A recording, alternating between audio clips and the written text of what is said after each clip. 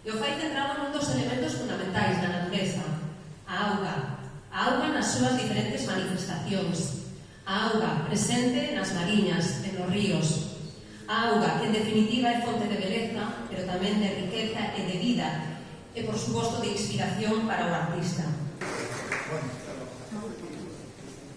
Buenas tardes a todas, a todos, e moitas gracias por estar aquí hoxe acompañando nesta exposición. Pouco máis es podo dicir, xa me conocen máis de que está aquí, nada máis. Non quero que xa este tempo nada, xa dixeron bastantes das duas persoas que están aquí, e creo que non nada. Unhas gracias a todos por estar aquí. Moitas gracias.